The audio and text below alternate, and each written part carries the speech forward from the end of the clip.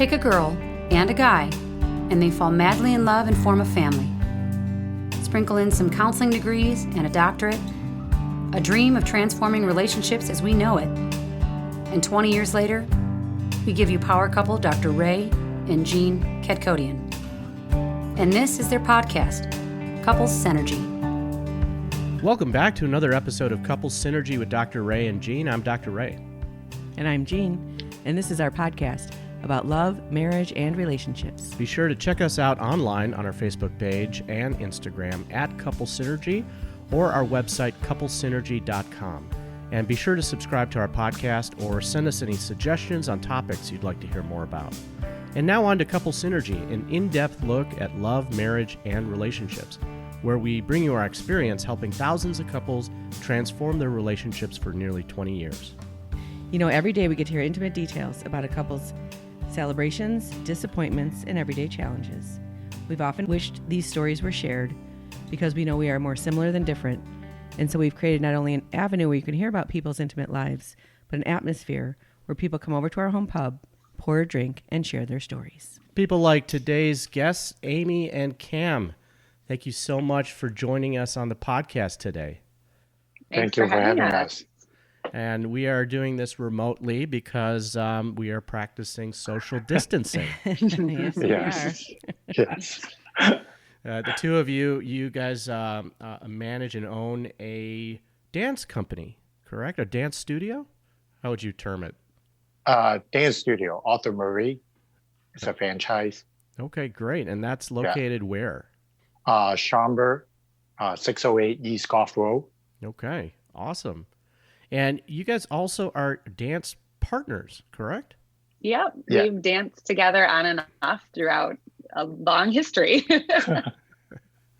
That's awesome. You know, a lot of times when we are working with couples, we use the analogy of dancing together. Mm-hmm. So Yeah. this is going to be a really great podcast. I'm really interested in your perspective. So why don't you guys first tell us a little bit about yourselves? How old are you? And, you know, how long have you guys been doing this? Sure, I'll go first. So I am 36 and I have been with Arthur Murray since I was 22. So I've been at it for a while, dancing all my life pretty much. And I think I met Cam probably that year, I would assume. And Cam, how about you? Oh, okay. I am 43 and I've been in the business about 17 years now with Arthur Murray. And we've been working at different studio around the Chicagoland area. Great, great. And now what kinds of dance do you guys teach? We teach pretty much anything you can think of with a partner. So your traditional ballroom, waltz, tango, foxtrot, swing dancing, Latin dancing, salsa, bachata, merengue. Pretty much if you've heard of it or haven't heard of it, you can do it with a partner, we teach it. So one of those, do you do the TikTok dancing too? We save those for the younger Yeah. We save those for the younger kids. That is not partner dancing. So I think we are in that category. It's not.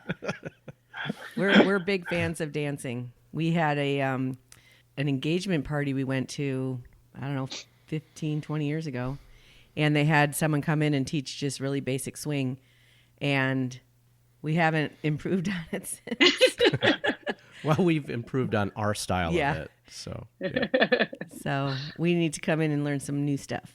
Right. Our son and his girlfriend, they're in college. She's 22 in law school, and he's 21 in nuclear engineering school. And they practice, what are they? They like the waltz, right?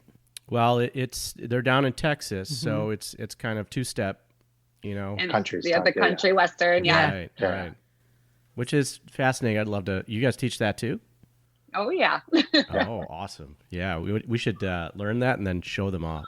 Yeah. Yes. That would be fun. Dance off. Right. So, you know, when we're talking about dancing, what do you think is, what are some of the biggest challenges that couples face when they're trying to learn how to dance together?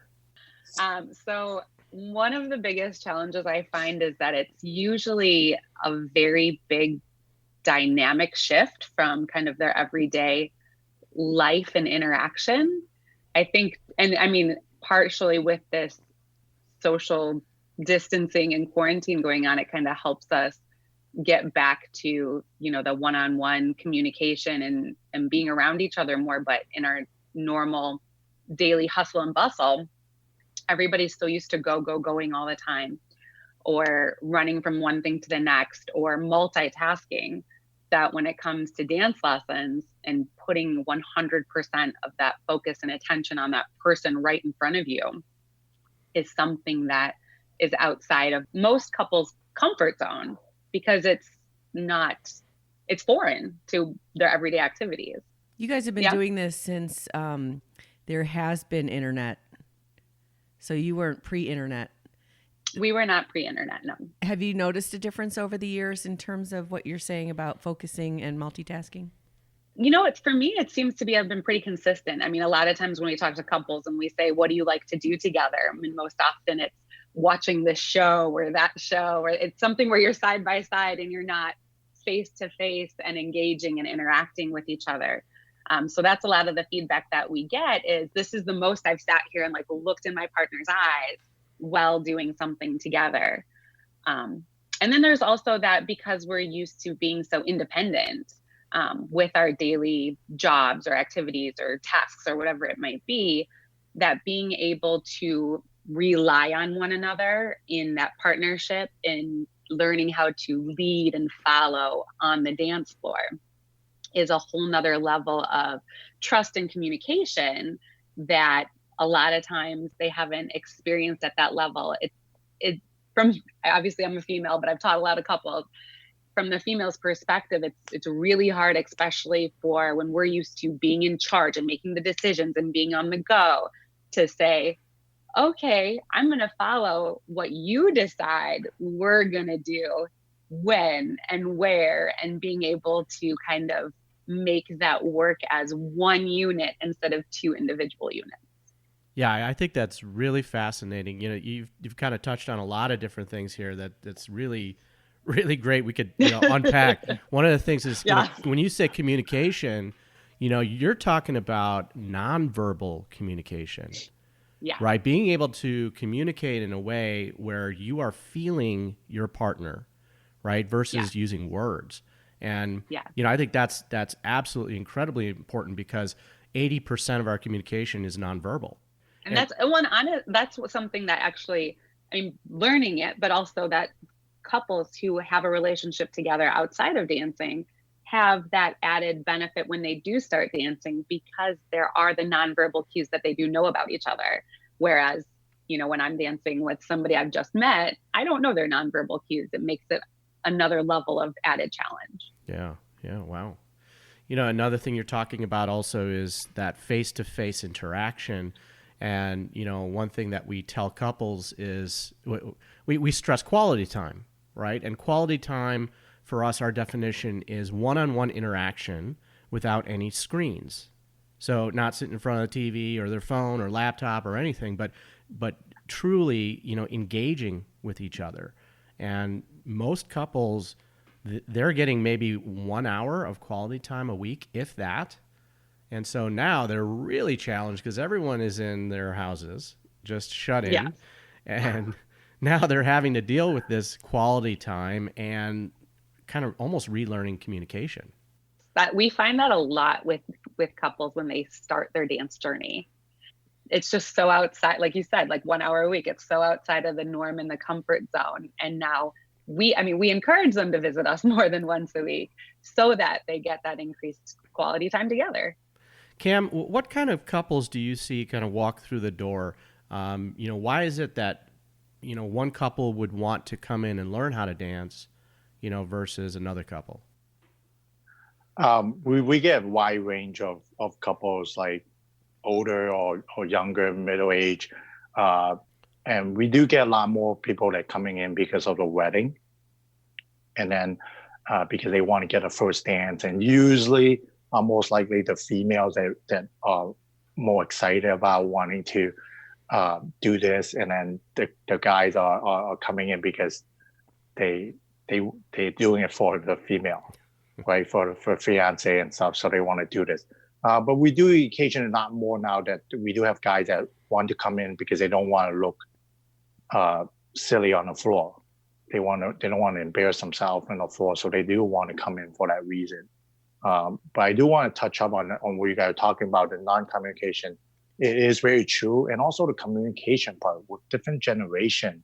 That, like you say, with the internet now, that we rarely get to talk to each other. Everything is about text messaging, or drop me an email. I'll figure out. I'll answer you later, kind of thing. And right now, when we're putting them together, when we're in a lesson, they actually get to communicate with each other and get to understand, like, oh, okay, I didn't know you feel that way. Okay, they get to learn about each other much more in a different level. So I think it's amazing. You said they come in to dance for the same reason they come to counseling. Usually the woman wants it. Yeah. Or the guy doesn't want to lose her. Right. He doesn't want to look foolish. We have had several couples come in on recommendation from counseling. Oh, Yes. That might have been us. that might have been us. Yeah.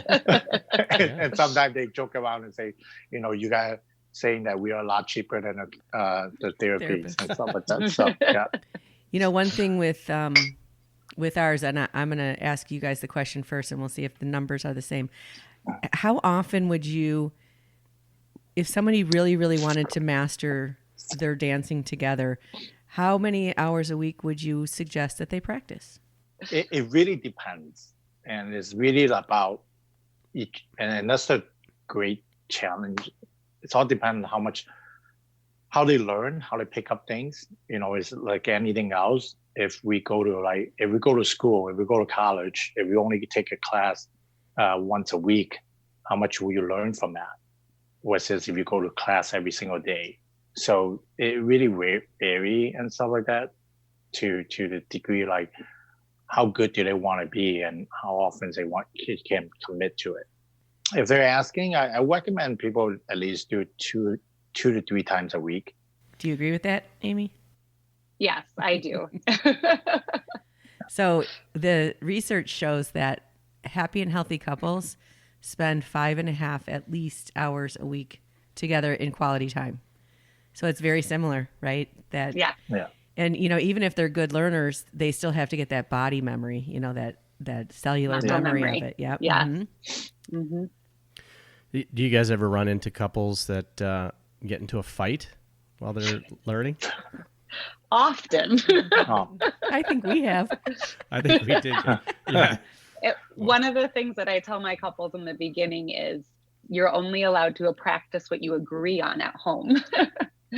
So that way if you ever run into a point of where you guys are not on the same page, you write it down and you bring it to your next lesson.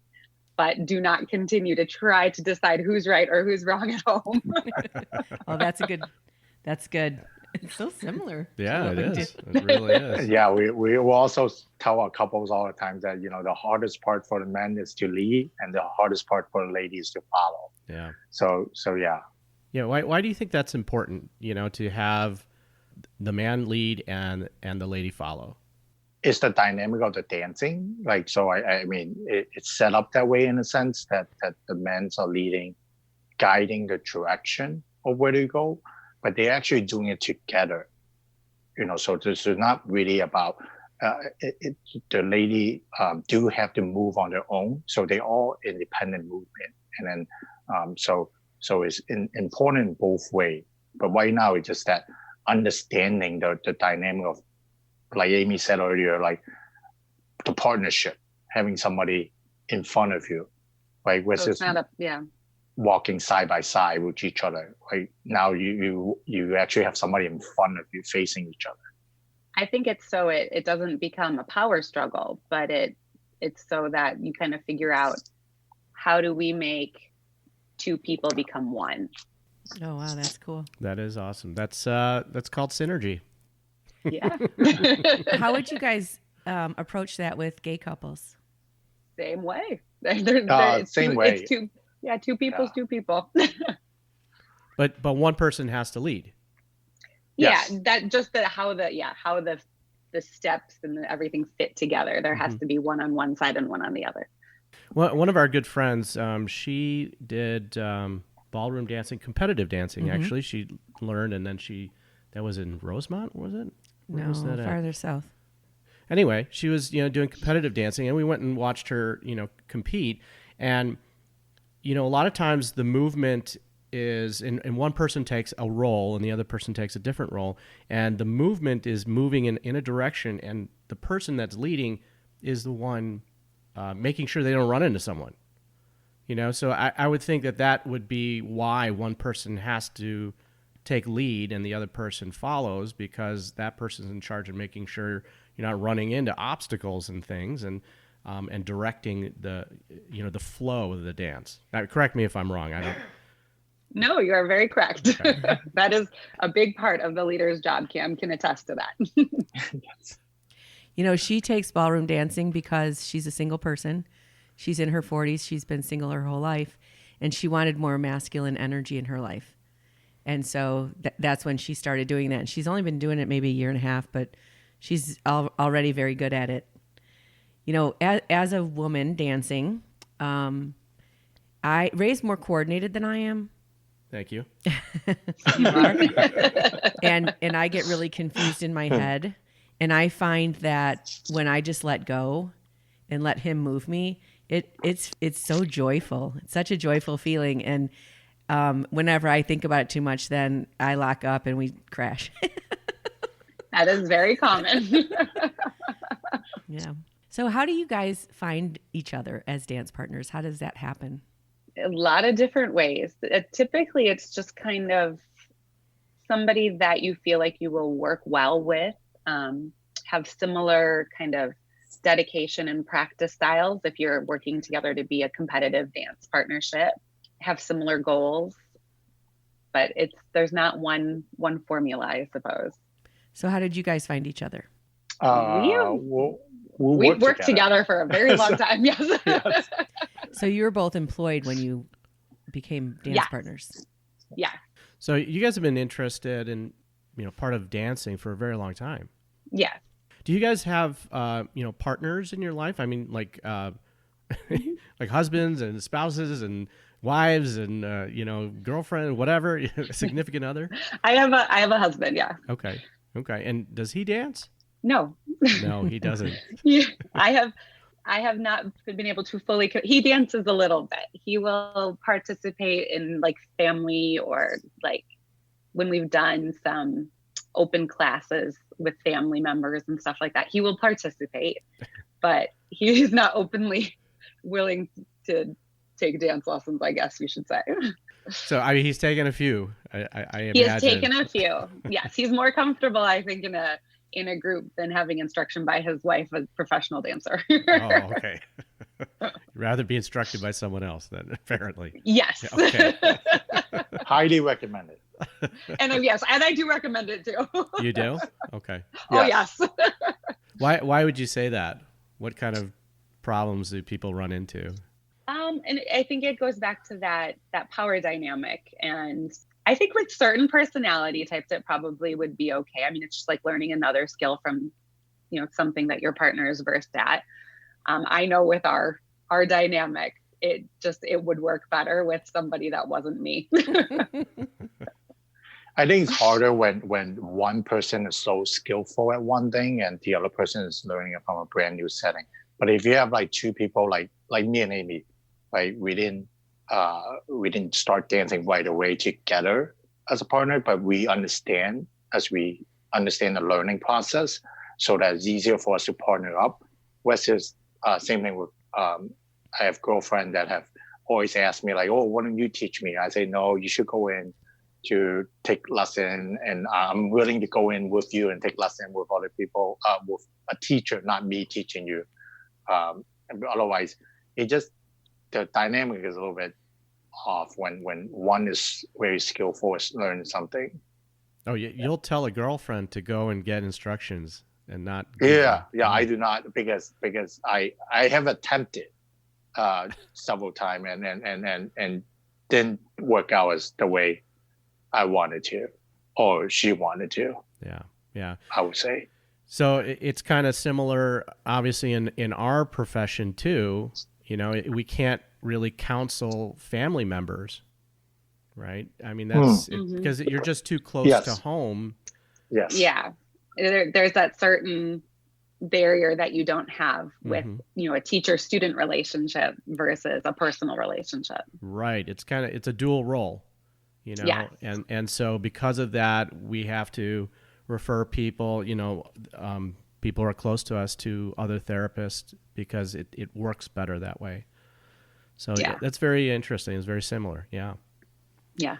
Yeah, when we work with a couple, we work together with the couple. So we found that that helps the balance. So when you have one teacher and two students, it doesn't work as well as having two teachers and two students. That's funny you mentioned that, because even though we'll work one at a time with a couple, we always recommend that they have multiple teachers, a male and a female. So I'll work with the husband separately, and she will work with the wives separately, and then we'll come together, the four of us, and kind of work with them in that way. So this is very there's a lot of parallels here. Yeah. Oh yeah. Yeah, actually, exactly. That's what we do too. We recommend them to take individual lessons separately as well. So yeah. I was about to ask you guys that if you guys do that separately as well. Absolutely. We're just working more on the verbal communication. You guys are working a lot on the nonverbal communication. Yes. which is very important. Very important. Yeah. So in our experience with dancing, we've taken like an 8-week class at the Park District that we showed up to 4 of them, and it ends up being more frustrating than actually learning something because, it requires so much more time. So that's an important thing, I think, for people. If you really want to do this kind of learning to dance together, don't think you're going to get it down like in a month. Same thing with counseling, right? We can't help you within, 4 sessions. We've noticed it takes about 90 days for that couple to really make a shift and have the skills they need to work on things without us at a minimum. How about for dancing? How long does that take?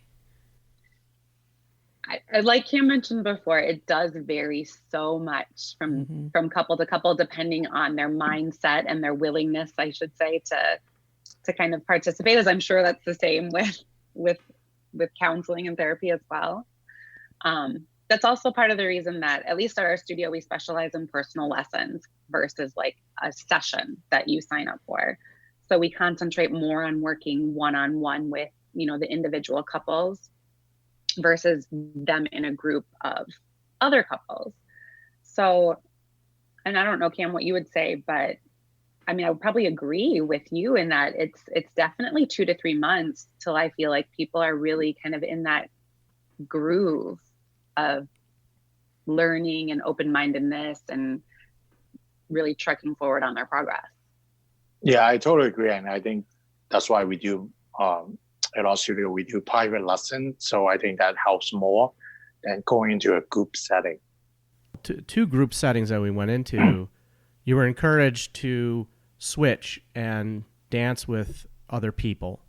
Have you ever seen that kind of a format, or do you guys do that format? Okay. We in group practices, we do often do that format. Okay.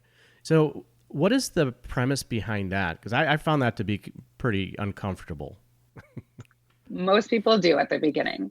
The reason why we do it often, or we often suggest it, but not make it mandatory, is that we find when people are locked together and maybe something isn't working very well, or one person is getting frustrated, the ability to rotate and kind of get a fresh start and try it again kind of alleviates some of that pressure that we can feel when we're just with the same partner the entire time. And it's, gosh, why isn't this working? And we just kind of keep hammering and trying the same thing over and over again. And sometimes it's simply that pressure of your partner not watching you that allows it to kind of click and fall into place, which we find allows people to get more out of a group practice session than to be stuck in that, this isn't working. What am I doing wrong? Why isn't, whatever it might be. Is it me? Is it you?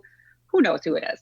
but it allows it to kind of progress along. And then also because every situation that we're in when we're dancing has different variables, the space, the music, the lighting, all of the above. And so when we get used to kind of adjusting ourselves to different feelings, different people, we're more susceptible to being successful in different environments when we're dancing, even if we're with the same partner when we're out and about. That might be the constant variable, but it still allows us to be adaptable to our situation. I could see that. Like if you're dancing with someone else that is not typically your partner, then you are tuning inward more and understanding yourself, learning about really yourself. And yes, the challenge for me is that it feels like a very intimate thing, to dance with your partner. And so the uncomfortableness comes from sharing like this intimate moment really with someone else, that you're not used to. Yes, that is not something that I've not heard before.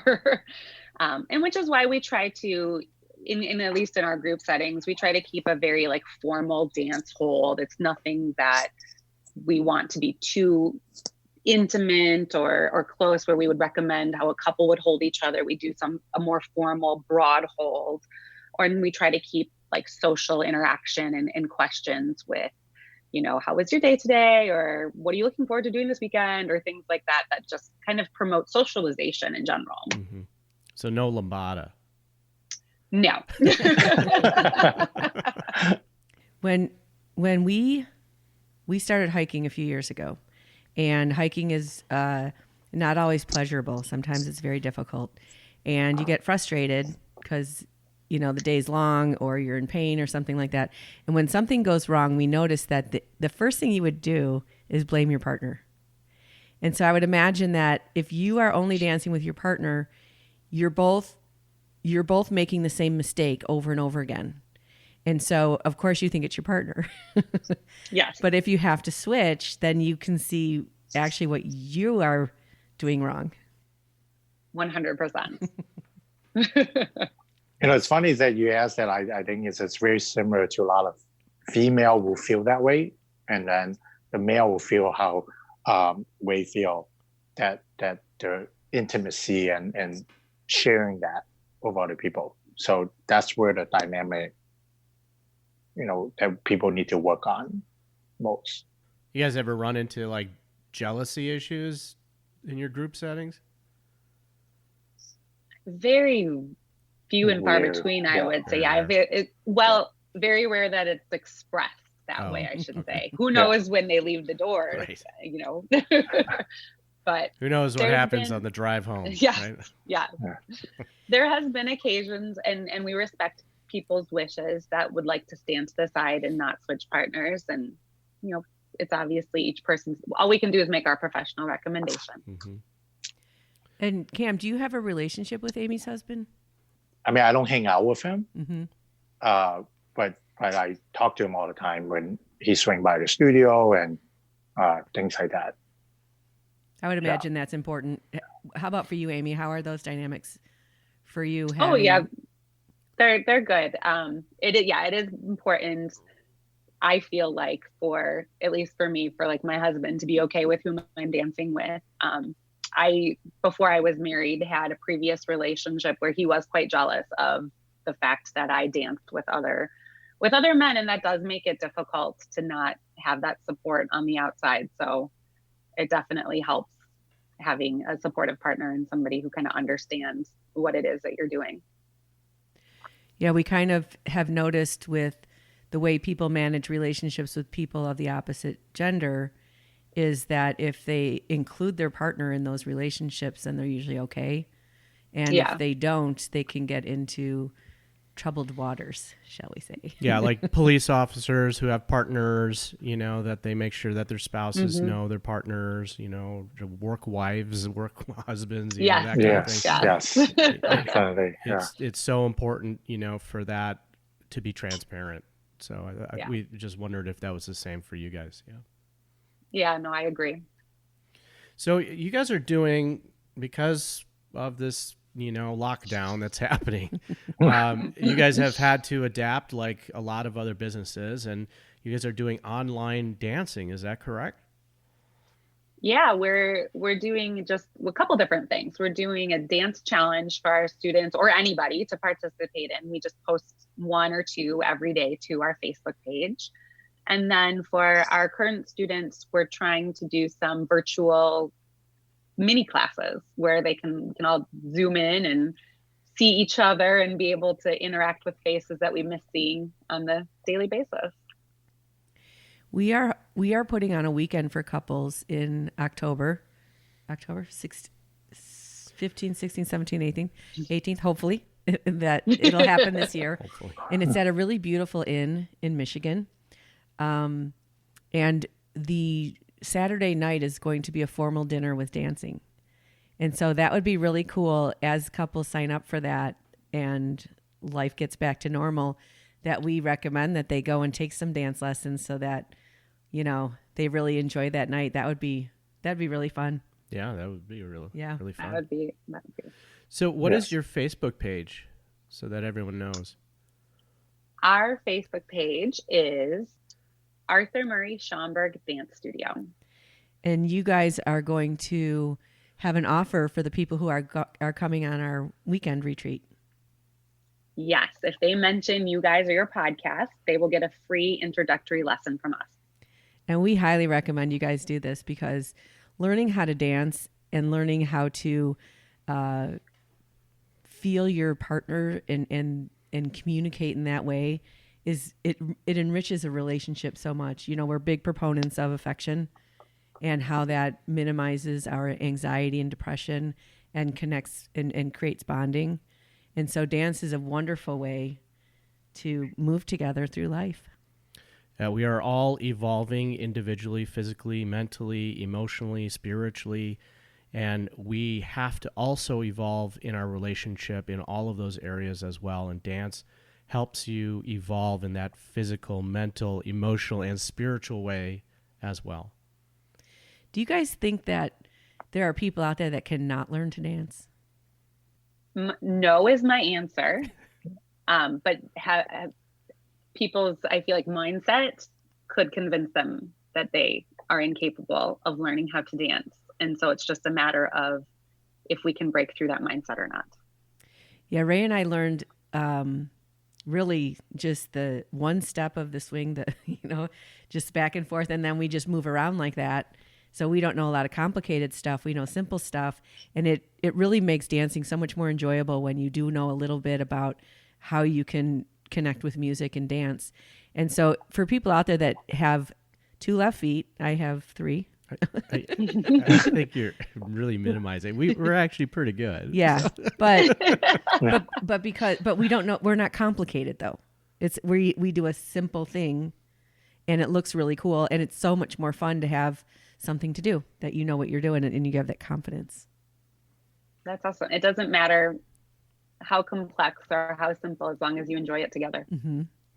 And I would imagine it also depends on what style of dance people are learning, because maybe one style is easier for one person and another style is easier for another person.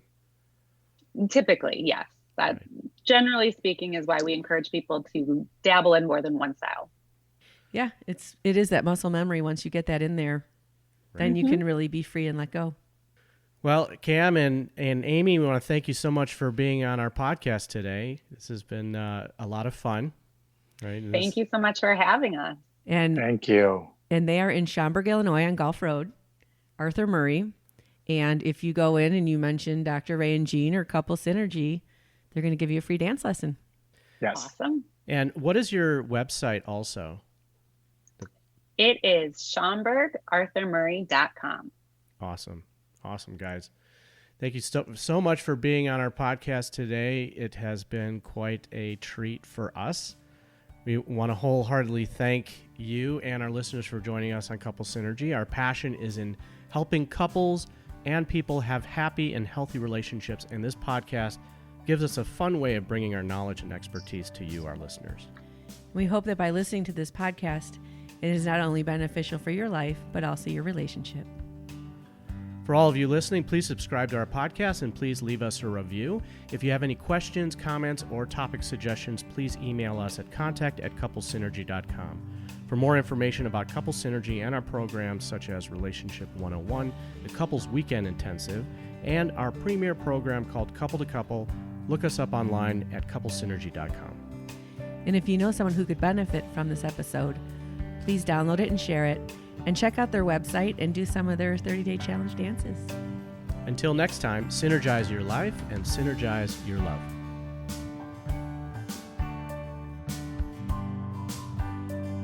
You have been listening to Couple Synergy with Dr. Ray and Jean Ketkodian. Couple Synergy was recorded, edited, and produced by Dr. Ray and Jean Ketkodian. Voiceover and music entitled Breathe and Let Go was recorded and composed by Gina Gonzalez.